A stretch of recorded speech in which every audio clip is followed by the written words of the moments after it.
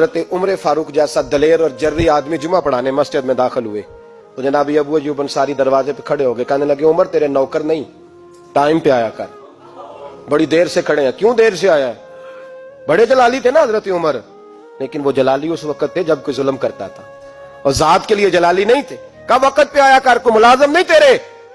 تو سیدنا فاروق اعظم منبر پہ چڑھے اور فرمانے لگے اللہ ابو ایوب انصاری کا بھلا کرے، جب تک اس طرح کے لوگ موجود ہیں کوئی بادشاہ بگڑے گا نہیں، اللہ اس کا بھلا کرے، اس نے میری توجہ صحیح۔ اور پھر عمر رو پڑے، رو کے فرمانے لگے مسلمانوں معاف کر دو، غلطی کوئی نہیں، میرے پاس کرتا ایک ہی ہے، اور عبداللہ کی ماں نے وہ دھو کے خشک ہونے کو ڈال دیا تھا، غریب ہوں، کرتا دوسرا کوئی نہیں، تو وہ ذرا نا خشک ہونے میں آ کے دیکھ لو، ابھی بھی گیلا ہے، مجھے معاف کر دو، میری غلطی نہیں ہے۔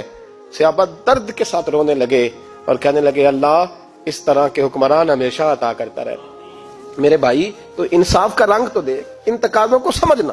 یہاں کسی کی جرت ہے بول سکے، طاقت ہے کسی کی، لیکن انہوں نے اپنے آپ کو پیش کیا، سامنے پیش کیا اپنے آپ لوگوں کے سامنے۔ دو مال غنیمت کی چادریں بانٹ رہی ہیں، سب کو ایک ایک ملی ہے۔ فاروق اعظم جمعہ پڑھانے آئے تو اسی چادر کا کرتا، اسی کی تامت، لوگ کھڑے ہو گئے، عمر بتا تو نے دو کیوں لی؟ یہ انصاف ہے، یہ عدل ہے، کیوں لی دو؟ حضرت عمر کہنے لگے میرا بیٹا جواب دے گا۔ عبداللہ بن عمر بولے، کہنے لگے ابا جی کے کپڑے بڑے پرانے ہو گئے تھے، میں نے اپنے حصے کی بھی اپنے ابا جی کو دے دی ہے۔ دیکھیں نا یہ انصاف میرے نبی پاک نے کیا ہے، صحابہ نے سیکھا ہے۔ میں اور آپ تیار نہیں، ہم تیار نہیں انصاف کے لیے، ہمارا مزاج نہیں انصاف کا، ہمیں خود بہت سارا آگے پیش ہو کے رنگ دکھانا پڑے گا، اس کے لیے ہماری تیاری نہیں۔ اس لیے ہم حکمرانوں کو گالی دے کے چپ کر جاتے ہیں، اس لیے ہم وکیلوں کے کہتے ہیں بکتے بڑا ہیں، جج بکتے، یہ باتیں کر کے ہم خاموش ہیں، ہم پیش نہیں کر پا رہے، ابھی تک ہم اپنے آپ کو کھڑا نہیں کر پا رہے کہ ہم سے مطالبہ کرو انصاف کا۔